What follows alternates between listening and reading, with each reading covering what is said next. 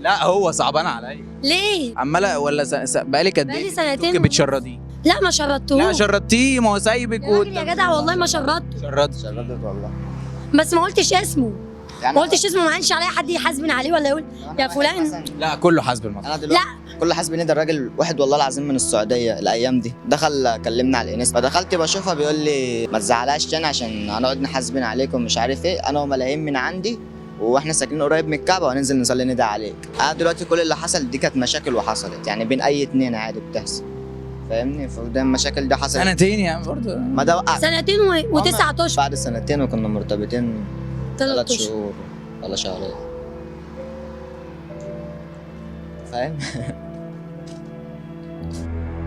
الحوار ده كله على طرف. بموف ون من علاقة 3 اشهر 3 سنين، يعني على كل شهر سنة.